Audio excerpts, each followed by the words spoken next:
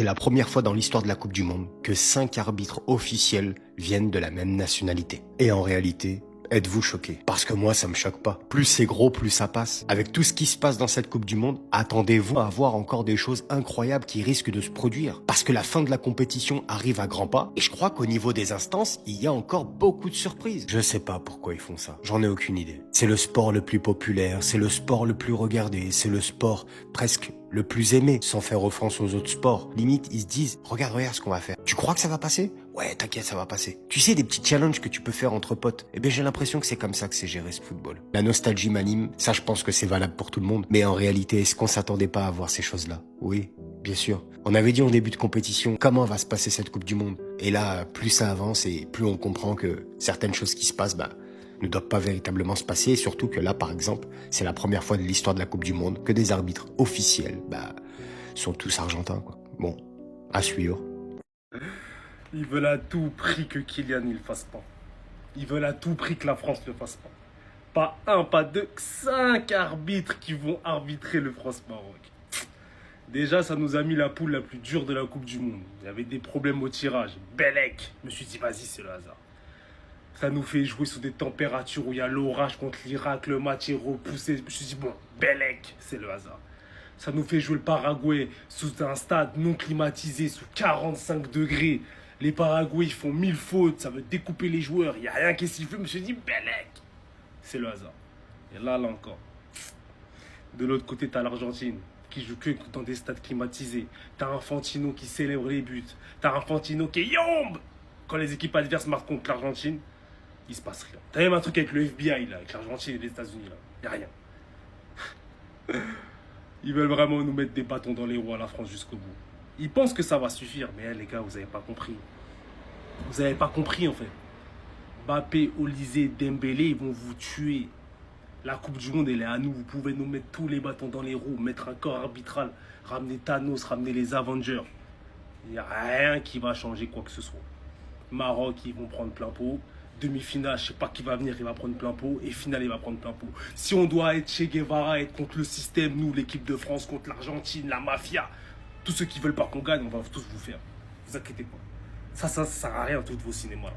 On va quand même vous tuer. 5 arbitres argentins pour France-Maroc, mes amis. C'est-à-dire que ça va être des Argentins qui vont décider si oui ou non la France va se qualifier. Autant vous dire une chose, qu'avec tous ces arbitrages un peu bizarres, on a quand même le droit de douter. Non mais faut arrêter de se moquer du monde. Faut vraiment arrêter de se moquer du monde. Là on a le droit à 5 arbitres argentins, dont le chef sera monsieur Facundo Tello. Alors peut-être qu'il est très honnête, mais 5 arbitres argentins sur un France-Maroc, ça sent pas bon. Alors déjà, quand on sait que la FIFA a refusé d'annuler un carton jaune pour Michael Olysée alors qu'il n'avait absolument rien fait, on a toutes les images, alors que dans le même temps, lorsque Donald Trump appelle Gianni Infantino, on annule un carton rouge sur un joueur américain qui a fait une faute catastrophique. Quand on sait que Gianni Infantino, président de la FIFA, a une fille qui porte le maillot du Maroc, qui soutient l'équipe nationale marocaine, on a même des photos d'elle avec le drapeau du Maroc.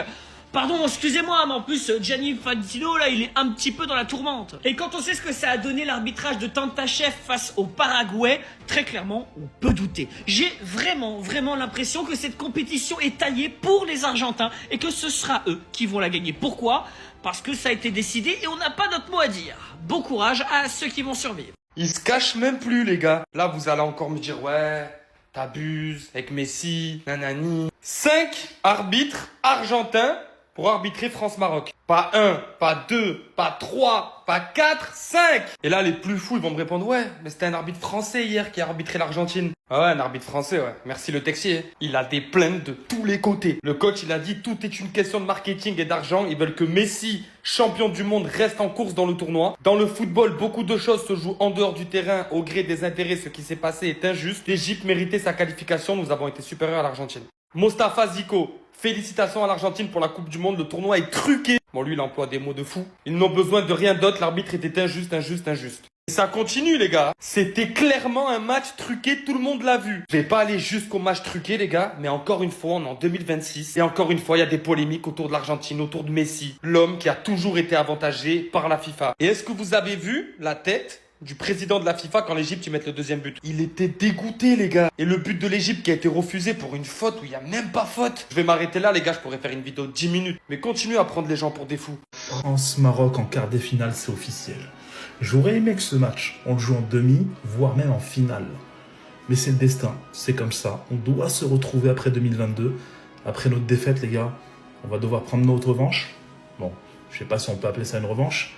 En tout cas, les deux frérots vont se retrouver. Ça va être un excellent match. Honnêtement, pour moi, le parcours du Maroc est déjà réussi. Mais voilà, on vise la Coupe du Monde. Ça va être très compliqué. Mais on y croit, dit Mamareva. La FIFA, c'est vraiment la mafia. On n'a vraiment pas envie que la France gagne la Coupe du Monde. T'imagines que là, pour la demi-quart de finale, France-Maroc, on aura un arbitre argentin. Non mais c'est du délire. On n'a même pas un arbitre argentin, on aura 5 arbitres argentins. Entre l'arbitre principal et ses assistants. Non mais vu ce qui s'est passé à la Coupe du Monde en 2022, les antagonismes entre la France et l'Argentine, tu mets pas un arbitre argentin. Qu'est-ce qu'on va avoir en demi-finale si on passe le Maroc, un arbitre paraguayen?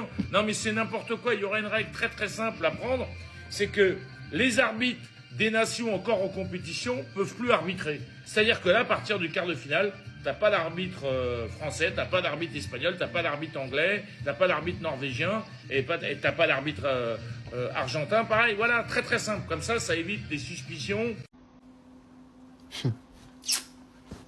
Là, c'est la situation flinguée, la plus flinguée de toutes les situations flinguées que j'ai rencontrées dans ma vie.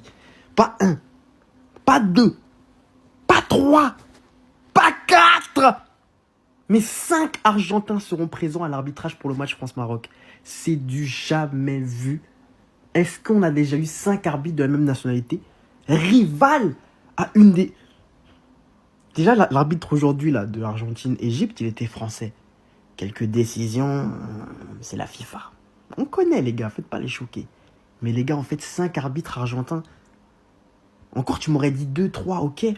On sort d'un guet-apens de malade là, l'arbitre ouzbek contre le Paraguay. Un guet-apens, t'as jamais vu?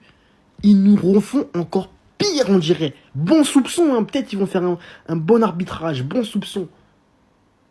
Mais les gars, revenons à la réalité. Ce qui va se passer le 9 juillet contre le Maroc, les gars. Le peuple français, on sera seul contre eux tous. Préparez-vous mentalement. C'est une dinguerie. La FIFA, vraiment. Mais les gars, c'est une blague. Non, je crois pas mes yeux, c'est une blague. Non, dites-moi que c'est pas vrai. Dites-moi si c'est pas vrai.